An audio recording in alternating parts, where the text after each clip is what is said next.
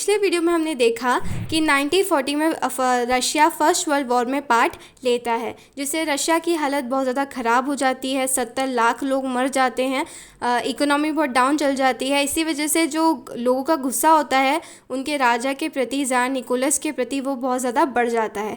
लेकिन फिर भी कुछ समय तक लोग कोऑपरेट करते हैं। 1940 निकल जाता है, 1950 आता है, 1960 आता है, लेकिन फिर 1970 जब आता है तब फिर होता है फेब्रुअरी रिवॉल्यूशन, और इस रिवॉल्यूशन में राजा को हटा देते हैं। तो फेब्रुअरी रिवॉल्यूशन से पढ़ने से पहले हम जो पेट्रोग्रेड जो सिटी थी, जो पहले सेंट पीटर्सबर्ग कहलाती थी, जिसका नाम चेंज करके पेट्रोग्रेड रख दिया था, उसके बारे में वो एक कैपिटल सिटी थी। ठीक है, पूरी रशिया की उस वक्त वो कैपिटल सिटी थी, यहीं पर ही राजा वगैरह रहते थे। तो इसका एक बार लेआउट देख लेते हैं। ठीक है, इसका मैप थोड़ा सा देख लेते हैं। तो इसमें क्या था कि जो एक रिवर बहती थी नेवा, और इस रिवर ने 2 पार्ट्स में डिवाइड कर दिया था इस कैपिटल सिटी को। जो लेफ़्ट बैंक थी, लेफ़्ट बैंक में कौन रहते थे? एक बहुत ज़्यादा फैशनेबल एरिया था, विंटर पैलेस यहीं पर था, राजा यहीं पर रहते थे, और जो ऑफिशियल बिल्डिंग थी ड्यूमा, वो भी यहीं पर थी। इस साइड पे अमीर लोग रिया करते थे, और जिसको ब्यूरोक्रेसी बोलते हैं, ये सब लोग इस साइड पर रिया करते थे तब। और राइट साइड पे कौन रहते थे? राइट साइड पे वर्कर्स रिया करते थे। ठीक है, थोड़ा स्लम एरिया था, वर्कर्स के क्वार्टर्स यहीं थे, जो इंडस्ट्रीज़ वगैरह होती थी वो भी इसी साइड पर होती थी। तो रिवर नेवा ने जोग्राफी की तरीके से जो दोनों को डिवाइड करके रखा था। जो कैपिटल सिटी थी उसको 2 पार्ट्स में डिवाइड करके रखा था। तो सिचुएशन कैसी थी उस वक्त सिटी में? तो उस वक्त जो राइट साइड था, मतलब जो वर्कर्स जहाँ पर रहते थे, वहाँ पर फूड शॉर्टेज थी। ठीक है, हमने देखा था कि 1940 से ही फूड शॉर्टेज चलती आ रही थी, तो अभी तक चली रही थी, 1970 तक चली रही थी। फूड शॉर्टेज थी, बहुत ज़्यादा ठंड भी पड़ गई थी। ठीक है, बहुत ज़्यादा वेदर कंडीशन बहुत ज़्यादा ख़राब हो गई थी, जिससे फसल कम हुई तो फूड शॉर्टेज हुआ। और फिर ये जो लेफ़्ट साइड था, लेफ़्ट साइड पर क्या चल रहा था? लेफ़्ट साइड में सब अमीर लोग थे, उनको खाने वाने की प्रॉब्लम नहीं थी, लेकिन लेफ़्ट साइड पे ज़ार क्या मन बना रहे थे? Tsar was having a desire to dissolve the Duma. वो क्या डिज़ायर कर रहे थे? वो क्या, उनका मन क्या था कि वो ड्यूमा को हटा दें।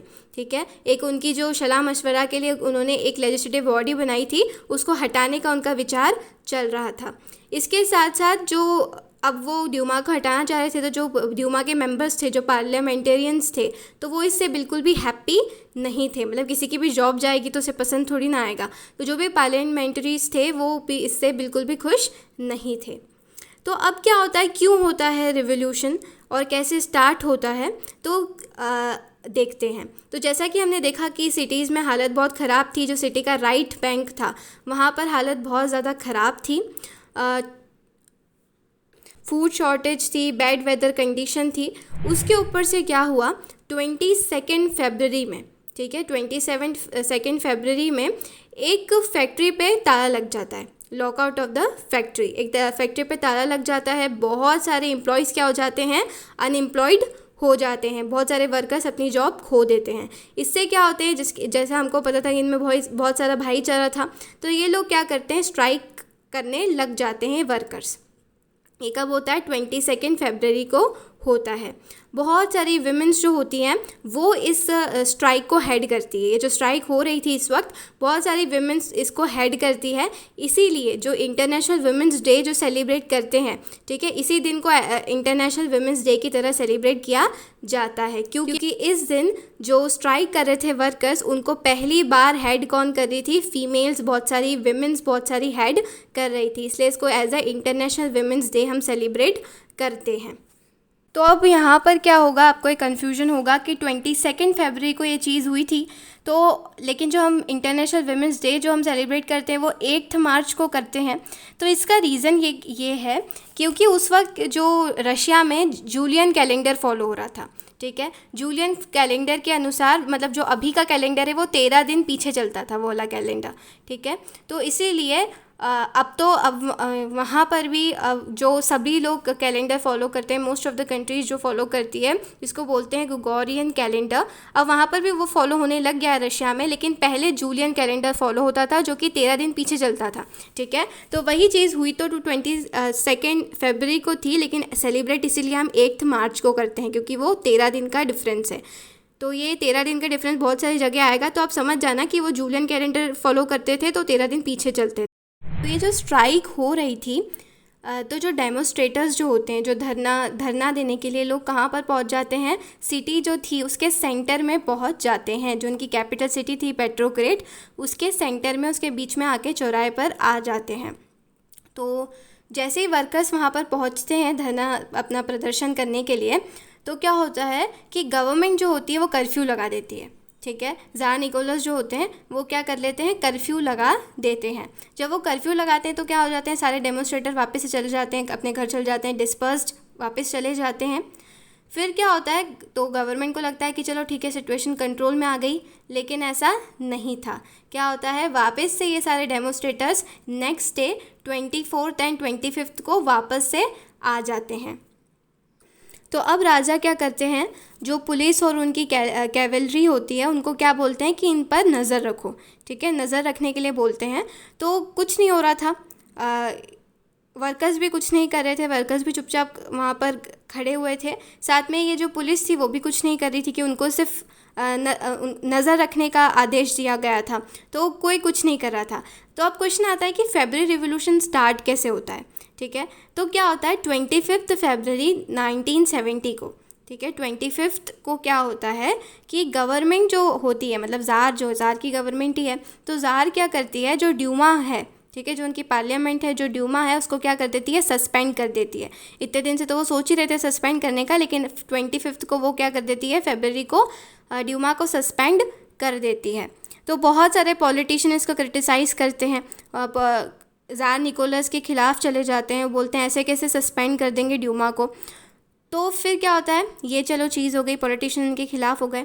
उसके बाद क्या होता है कि वापस से 25 का दिन था जब सस्पेंड होती है, फिर वापस से 26 को क्या होते हैं, वापस वर्कर्स क्या करते हैं, वर्कर्स का तो धरना चल ही रहा था, वापस से वो अपना विरोध का प्रदर्शन करने आते हैं। लेकिन अभी जो 26 को वो डेमोस्ट्रेटर्स आते हैं, तब वो क्या पहले क्या आ रहे थे, बस वो आ रहे थे, डिमांड्स अगर नहीं मान रहे तो नहीं, वापस चले जाते थे। लेकिन अब जब 26 को आए थे तो उनके साथ उनको और कौन सपोर्ट कर रहा था, वर्कर्स को, जो पॉलिटिशियंस थे। ठीक है, ड्यूमा में जो पॉलिटिशियंस थे वो लोग भी अब क्या आ गए थे, वर्कर्स के साइड आ गए थे, और वर्कर्स को ये लोग सपोर्ट करने लग रहे थे। अब जब वर्कर्स के पास पॉलिटिशियंस का सपोर्ट भी आ गया है, तो अब 27 को जब वो आते हैं, तब वो क्या करते हैं, पुलिस हेडक्वार्टर्स पे क्या कर देते हैं, रैंसैक्ट मतलब हमला कर देते हैं। तो क्या नारे लगाते हैं, वो प्रोटेस्ट करते हैं, और क्या नारे लगाते हुए हमला करते हैं कि bread, wages, better hours and democracy. ये नारा लगाते हैं लोग कि हमें अच्छा ब्रेड दो, हमें खाना मिले, हमें वेजेस मिले, ढंग का हमें मजदूरी मिले, बेटर आवर्स मिले, हमें ज़्यादा घंटे तक काम नहीं कराया, हमें क्या चाहिए, एट द एंड डेमोक्रेसी चाहिए, हमें राजा नहीं चाहिए, हमें डेमोक्रेसी चाहिए। इसके नारे ये लोग लगा रहे थे। तो अब गवर्नमेंट क्या करती है, मतलब ज़ार निकोलस क्या करते हैं, तो ज़ार निकोलस क्या करते हैं, गवर्नमेंट क्या करती है कि कैवलरी को ऑर्डर दे देती है कि थोड़ा सिचुएशन को कंट्रोल करो। ठीक है, कि जो भी लोग यहाँ पर नारे लगा रहे हैं, प्रोटेस्ट कर रहे हैं, उनको क्या करो, उन पे फायर कर दो। ये ऑर्डर देते हैं ज़ार निकोलस अपने पुलिस को।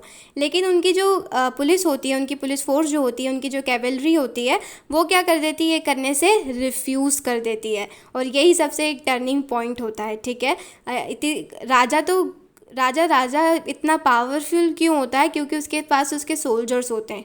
ठीक है, उसकी पावर ही उसके सोल्जर्स ही हैं। अगर सोल्जर्स ही नहीं हो, उसकी इतनी बड़ी आर्मी नहीं हो, तो राजा फिर किस काम का है।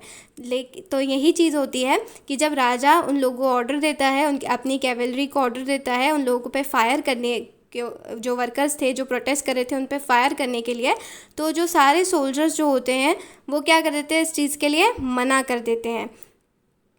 वो लोग क्या सोच रहे थे कि जो वर्कर्स कर रहे हैं वो सही कर रहे हैं, और राजा यहाँ पर गलत है। तो जो सोल्जर्स वगैरह होते हैं वो भी किसके साइड हो जाते हैं, वर्कर्स के साइड हो जाते हैं। तो अब जब वर्कर्स के साइड सारे पॉलिटिशियंस भी हो गए, सारे सोल्जर्स भी हो गए, तो ये क्या हो जाती है, एक तरीके से म्यूटनी हो जाती है। म्यूटनी मतलब आर्मी वगैरह सब राजा के खिलाफ हो जाते हैं। सारे जो सोल्जर्स होते हैं, सारे जो वर्कर्स होते हैं जो स्ट्राइक कर रहे थे, वो लोग क्या बना लेते हैं, अपनी एक सोवियत बना लेते हैं। सोवियत का मतलब होता है काउंसिल। ठीक है, एक तरीके से एक टीम बना लेते हैं जिसका नाम क्या रखते हैं, पेट्रोग्रेड सोवियत। तो यहाँ पर जो ज़ार निकोलस क्या हो जाते हैं, वो अकेले पड़ जाते हैं, उनकी मिलिट्री उनसे अगेंस्ट हो जाती है। उनके जो मिलिट्री कमांडर होते हैं वो उन्हें क्या एडवाइस देते हैं ज़ार को कि अब आप क्या हो जाओ, एब्डिकेट हो जाओ। एब्डिकेट होने का मतलब है कि अब आप आपका कुर्सी छोड़ दो। आप लोग यही बोलते हैं कि राजा अब आप चले जाओ। तो राजा भी फिर यही करते हैं। ज़ार निकोलस जब सब उनके खिलाफ़ हो जाते हैं, उनकी आर्मी तक उनके खिलाफ़ हो जाती है, तो वो 2 मार्च को वो क्या कर देते हैं, एब्डिकेटेड, यानी अपना पद वो छोड़ देते हैं। अब क्या हो गया, गवर्नमेंट, अब ज़ार निकोलस हट गए, तो अब गवर्नमेंट किसकी बनेगी, कौन इतनी बड़ी कंट्री को देखेगा। तो इसके बाद जो होते हैं वो सोवियत के जो लीडर होते हैं, ठीक है, एक पेट्रोग्रेड सोवियत बनती है ना, तो उसके जो लीडर होते हैं और जो पहले जो ड्यूमा थी, ड्यूमा के जो लीडर्स होते हैं वो लोग मिलकर क्या बना लेते हैं, एक प्रोविंशियल गवर्नमेंट बना लेते हैं। प्रोविंशियल का मतलब ही होता है टेम्पररी, ठीक है, कुछ समय के लिए, जब तक इलेक्शन नहीं होते, जब तक के लिए टेम्पररी, कुछ समय के लिए तो गवर्नमेंट बना लेते हैं। और क्या डिसाइड करते हैं कि अब जो गवर्नमेंट बनेगी, अब वो कोई राजा वाजा नहीं होगा, अब एक कॉन्स्टिट्यूएंट असेंबली बनेगी। और वो कॉन्स्टिट्यूएंट असेंबली भी किस बेसिस पर बनेगी, यूनिवर्सल अडल्ट सफरेज, मतलब जो भी अडल्ट लोग होंगे वो वोट करेंगे, वोट डालेंगे, और वोट डालने के बाद गवर्नमेंट बनेगी। रशिया के लिए एक डेमोक्रेटिक गवर्नमेंट डिसाइड करते हैं। तो इस तरीके से फेब्रुअरी रिवॉल्यूशन में जो मोनार्की है उसका एंड हो जाता है। ज़ार निकोलस को हटा देते हैं, प्रोविंशियल गवर्नमेंट के पास पावर आ जाती है। तो अब क्वेश्चन है कि फेब्रुअरी रिवॉल्यूशन के बाद क्या होता है, आफ्टर फेब्रुअरी क्या होता है। तो जो प्रोविंशियल गवर्नमेंट जो बनती है, वो प्रोविंशियल गवर्नमेंट जो होती है उसमें कौन थे, dominated by army officials, land owners and industrialist. उसमें कौन कौन लोग होते थे, अमीर लोग ही थे इसमें, ठीक है, आर्मी के ऑफिशियल्स थे, लैंड ओनर्स जो होते थे जिनकी लंबी लंबी ज़मीनें होती थी वो लोग, इंडस्ट्रियलिस्ट जो लोग होते थे जिनकी इंडस्ट्रीज़ होती थी वो लोग ही इसके मेंबर्स थे। बात आप याद रखिएगा कि प्रोविंशियल गवर्नमेंट जो बनती है उसमें कौन लोग होते हैं, अमीर लोग ही होते हैं। वापस से पावर अमीर लोगों के पास चली जाती है, land owners, industrialist and army के पास चली जाती है। वर्कर्स के पास अभी तक भी पावर नहीं आई है। लेकिन एक अच्छी चीज़ क्या होती है कि जो रिस्ट्रिक्शंस ज़ार निकोलस ने लगा रखे थे कि कोई भी पब्लिक मीटिंग नहीं करेगा, कोई भी ग्रुप में इकट्ठे नहीं हो सकता, कोई भी अपनी एसोसिएशन नहीं बना सकता, वो सब क्या हो जाते हैं, अब हट जाते हैं। अब सभी लोग इकट्ठे हो सकते थे, सब लोग अपनी पार्टीज़ बना सकते थे। तो ऐसे जो बहुत सारी सोवियट्स बनने लगी, बहुत सारी काउंसिल, जैसे जो पेट्रोग्रेड का सोवियत थी उसकी तरह बहुत सारी सोवियत बनने लगी। सोवियत का मतलब ही होता है एक तरीके से टीम। तो ये होता है फेब्रुअरी रिवॉल्यूशन में। फिर मार्च होता है, फिर अप्रैल की डेट याद रखना, अप्रैल 1970 में क्या होता है कि जो बोल्शेविक के जो लीडर थे व्लादिमीर लेनिन, वो क्या होते हैं, एग्जाइल से रिटर्न होते हैं। एग्जाइल मतलब उनको ऐसा बोल रखा, उनको देश निकाला कर रखा था, ठीक है, वो बचते बचते फिर रहे थे क्योंकि ज़ार निकोलस तो उन्हें जेल में डाल रहे थे, सभी लोगों को, सभी जो वर्कर्स के लीडर्स थे उनको सबको जेल में डाल रहे थे। तो ये क्या हो रहे थे, बच के दूसरी कंट्री में छुप रहे थे। तो अब जब राजा ही नहीं है तो इनको डरने की कोई बात ही नहीं है, तो ये वापस से रशिया में आ जाते हैं। और जैसे ही रशिया में आते हैं तो ये सबसे पहले अपनी बुक लिखते हैं, ठीक है, उसमें वो सारे अपने पॉइंट ऑफ व्यू लिखते हैं जिसका नाम था अप्रैल थीसिस। अप्रैल में लिखते हैं तो अप्रैल थीसिस। व्लादिमीर लेनिन क्या मान रहे थे कि अब पावर किसके पास आ जानी चाहिए, वर्कर्स के पास, सोवियट्स के पास पावर आ जानी चाहिए। अब टाइम आ गया है कि पावर जो है वो वर्कर्स के पास आ जाए। तो जैसे ही लेनिन एग्जाइल से लौटते हैं तो वो 3 डिमांड्स रखते हैं, ठीक है, उनकी 3 मांगे रखते हैं और उन्हीं को ही अप्रैल थीसिस बोलते हैं। तो क्या उनकी 3 डिमांड्स थी, पहली ये थी कि war should be brought to an end. क्या बोल रहे थे कि जो वर्ल्ड वॉर में हम पार्टिसिपेट कर रहे हैं, वर्ल्ड वॉर फर्स्ट में जो पार्टिसिपेट कर रहा है रशिया, उससे क्या हो जाना चाहिए, अलग हो जाना चाहिए, ठीक है। तो ये तो सही बात थी, रशिया की हालत बहुत ख़राब हो रही थी तो वर्ल्ड वॉर से तो उन्हें हट ही जाना चाहिए। और इसी के बाद क्या होता है कि 1940 में वॉर में इन्वॉल्व हुआ था रशिया, 1970 में वो हट भी जाता है। तो इसी टाइम पर वो क्या होता है, वर्ल्ड वॉर से अपना हाथ रशिया खींच लेता है, हटा लेता है। तो ये तो बहुत बढ़िया चीज़ बोली उन्होंने। फिर सेकेंड चीज डिमांड उनकी क्या थी कि land to be transfer to the peasants. वो क्या बोल रहे थे कि जो बड़े बड़े लैंड ओनर्स के पास लैंड है, ठीक है, ज़मीन कुछ लोगों के पास ही थी, जो अमीर लोग हुआ करते थे, लैंड ओनर्स के पास ज़मीन होती थी, पीजेंट्स के पास ज़मीन नहीं होती थी, हमने देखा था। तो वो क्या बोल रहे थे कि जितनी भी ज़मीन है वो किसके पास कर दो, पीजेंट्स के पास कर दो, सारे जो पीजेंट्स है उनको सबको ज़मीन डिवाइड कर दो, बांट दो। Banks to be nationalise, third चीज़ वो क्या बोल रहे थे कि बैंक्स जितनी भी है उनको नेशनलाइज कर दो। बैंक जो है वो किसी प्राइवेट प्रॉपर्टी या किसी प्राइवेट ओनर के पास ना हो, वो गवर्नमेंट की हो। ठीक है, नेशनलाइज करने का मतलब क्या है कि बैंक को और बैंक के सारे कामकाज को अब कौन देखे? गवर्नमेंट देखे। ये 3 चीज़ लेनिन ने अपने अप्रैल थीसिस में लिखी। इसके साथ साथ और क्या करा, और क्या चाह रहे थे वो कि बोल्शेविक पार्टी जो है उसका नाम इन्होंने क्या कर दिया? चेंज कर दिया। ठीक है, बोल्शेविक पार्टी को उन्होंने रीनेम करके क्या कर दिया? कम्युनिस्ट पार्टी बना दिया। क्यों उन्होंने कम्युनिस्ट पार्टी बनाया? क्योंकि उनके जो न्यू रेडिकल क्लेम थे उसके लिए।